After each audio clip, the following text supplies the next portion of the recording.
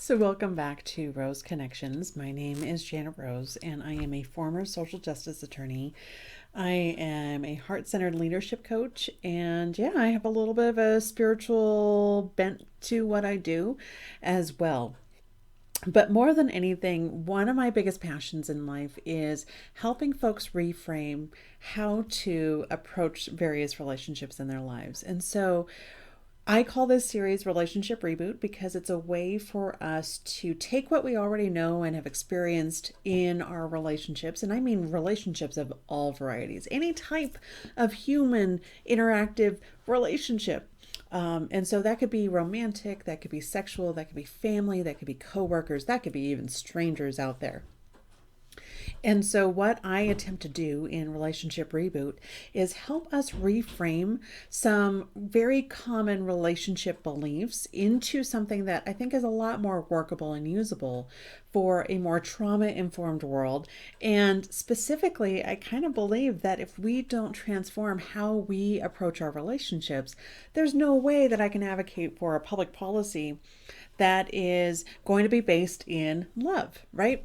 So, I care deeply about infusing love into all of our human interactions and dynamics. I think we've had a really good taste of what fear feels like, and I think one of the biggest things, especially at the root of a lot of relationships, is fear. And at that fear of not being special, fear of losing someone to someone else, fear that if someone loves someone else, that they are not going to love you enough. And so that's actually the myth or the relationship kind of belief that I want to just talk about today. And I named this the infinite variety of love because for me, love is infinite. It surpasses time and space. It is so bold and big and yet small and quiet. And all of us have experienced love on so many different levels. And I think one of the first things I want to do when we are reframing love is I want to reframe how we define it. We define it so limited, and we push it all down into one little small little box, and we tend to view it more as romantic or sexual love. And my favorite is when we say those two things together as if they are exactly the same thing, because they're really not. You can have sexual love without having romantic love, and vice versa. And we tend to put all of these different types of love into their own little buckets, into their own little categories. This is the love I have for family. This is the love I have for, my romantic relationships. This is the love I have for my coworkers. And we tend to separate out and label all of these different forms of love, but we fail to recognize the grand, vast cosmos of this concept, that each of those dynamics is individual and unique to the people and the time and the place in which they experience those dynamics. So that's to say, for example, someone I dated in high school, I loved them then. And I loved them with the fervor of a high schooler, and all of those romantic notions that I was seeing in, especially all the 90s rom-com, sorts of movies and whatever else. And so my relationship with, say, that person, let's just call him John, my relationship with John existed in that time and space. The love that I had for John existed in that time and space. And I might feel nostalgia for that, and I might still feel love for John. But just because my dynamic, my romantic or sexual dynamic with John wasn't good for us in the long run, or wasn't beneficial to both of us in the long run, does not mean that I don't love him. It doesn't mean that I didn't love him. It doesn't mean that I might not still have some feels for him, right? So that's something I want us to start thinking about reframing. how we talk about that. There's a wonderful quote that for me really sums up how I view this, is that, and this is from the movie Mansfield Park in 1999. This is not a Jane Austen quote, for those who are still misattributing this. It's actually something that was written into the script by the director, writer. And it is, there are as many forms of love as there are moments in time. And in fact, I'll put it up right now. There are as many forms of love as there are moments in time. So think about that for a moment, and let's piece that apart just a little bit. Let's just tease that apart a tiny bit. In my example with John here, John and I dated in high school. Well, if I see John at my high school reunion, am I going to feel the same way for John? I might feel love for him, but I might not feel the same way. I might not feel the same form of love. He's grown in 20 plus years and I've grown in 20 plus years. So we have lots of different ways in which to rediscover what that dynamic could mean and look like as we are today. And the love that I have for John, whether it's yesterday, right now, tomorrow, is not a threat to the love I have with the man I'm building a home with, or the folks that I've dated after John. It doesn't negate all of that. It doesn't make it impossible for me to have two different forms of love that coexist at the same time. In fact, all of us have an infinite variety of love that exists within us at any given time. For example, let's take it out of the romantic notion, because romantic and sexual love, we are so very programmed by monogamy to view it as a one and only type of situation. So let me move on to a different kind of love, and then we'll go back to this for a second.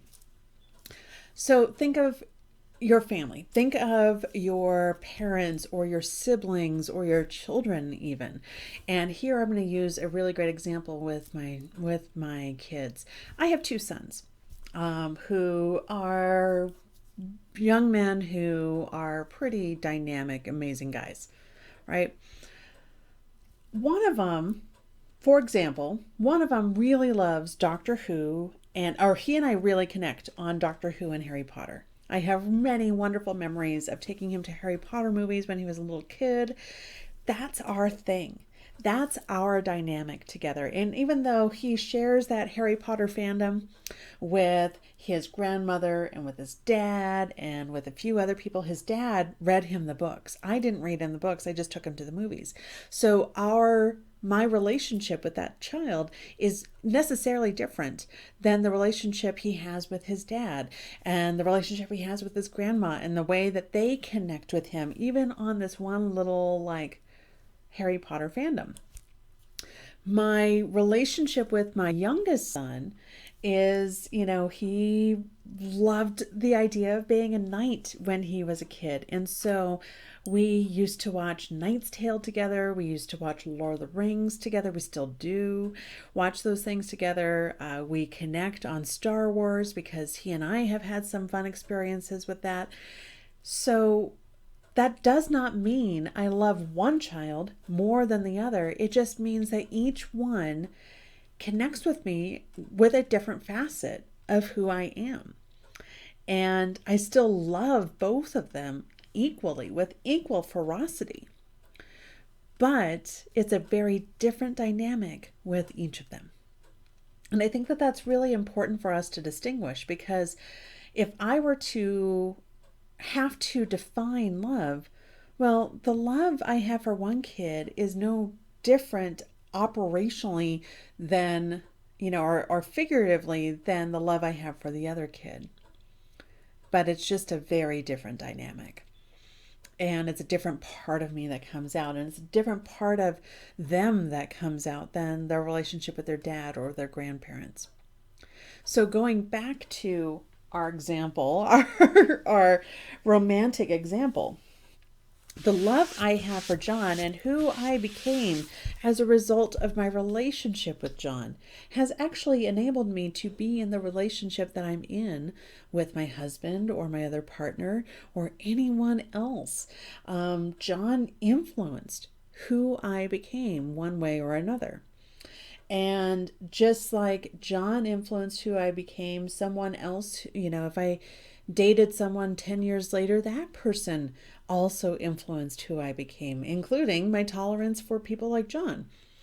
Um, and, it's not even a specific thing, but every person that we meet has the possibility of adding to our experience of love. And so we need to start reducing the ways in which our own insecurities and our own stories of separation and lack and our own illusions of that force us into positions where we are limiting our partners, where we are limiting other people's experiences of love. One of the most common narratives that I hear and that I think really upsets me when I see it is this idea that you're never allowed to have feelings for someone after you're no longer in a relationship with them. I think that that's utterly ridiculous, in part because the people who are usually saying that are then also justifying not controlling their feelings of jealousy and insecurity when imposing that same expectation. And so we see posts all the time of like relationship rules that people impose on one another in order to control the influence that a past lover or a past relationship might have on our current relationships. And I would just advise us, instead of trying to narrow how we define love and putting parameters around it and putting, all of these different requirements around it, that we start expanding our view of love. Love itself is an expansive emotion. It brings out so many beautiful, wonderful qualities in us. It's actually good for us. But we can meet those experiences of love on so many different levels. And likewise, when you are in a position where, say, you're manifesting something or you're trying to pray for something, praying for a relationship, one of the things that I see very often is that people will pray for a relationship comes to them, and that's not good enough. That's not what I wanted. Instead of actually taking that opportunity to recognize and see that love can exist in any space with anyone at any time, I would advise us to just allow love to be what it organically is. And that doesn't mean that you go off and you have sex with everyone that you meet in violation of the relationship expectations that you have with someone, but it does mean having a conversation with that person about what those expectations are. For example, when I started dating my husband at the end, in the middle of 1999, when that movie Mansfield Park came out, actually, one of the very first conversations I had with him before I would agree to be in a relationship with him is I told him I'm friends with all of my exes, with practically all of my exes. And they come in and out of my life all the time. They always have a room that's ready for them in my heart. That doesn't mean that I am getting naked with them. That doesn't mean that I am serving them on hand and foot. And it doesn't mean that they don't have to go through some security to get back in. But it does mean that there is a space and a time that is theirs and only theirs. Who I am today has been informed by and created by who I was with them and who they were with me, and especially who we were together in that moment of relationship. And so even if your relationship is online, that doesn't necessarily mean it's a threat. So distinguish between feelings of love and actions that violate relationship agreements, and start defining what those relationship agreements and expectations are. And as you're defining them, I just ask you to keep open the possibility that multiple forms of love do not interfere with the love that you share with the people in your life today. And the love that is going to come into your life throughout your lifetime does not have to endanger your relationships, and it doesn't have to cause conflict for you. It can coexist at the same time. My love for John, who came to my wedding, actually, John came and celebrated my wedding with the man that I've been with, since, 2000, since 99, and who I married in 2002. And those relationships coexist peacefully with one another. And I want to tell you that it's possible. I want to tell you that it can work. And I want to tell you too that if you are feeling jealousy, start drilling down into these ideas of how is that jealousy promoting these illusions of lack. We don't lack for love in our world. We lack for being able to see and experience all the marvelous manifestations of it and all the infinite varieties that we have available to us. So thank you for joining. This went a little bit longer than I expected, but I get passionate about this subject, right? So if you want to share in some more of the passion, I have just started a new Patreon. It is called Temple of the Rose Gold Heart, and it celebrates more of the spiritual, loving side of this. There's going to be some relationship reboot stuff. There's going to be some radical reflections, which is about that inner knowledge and climbing your own mountain and really understanding the resources that you have available to you and changing your perspective. And I also have my professional business, which is Rose Connections, which does training, consulting, and leadership training, and specifically looks at what I call radiant resilience. And that's that ability to lead from a place of strength in vulnerability, in how we change and approach the world around us.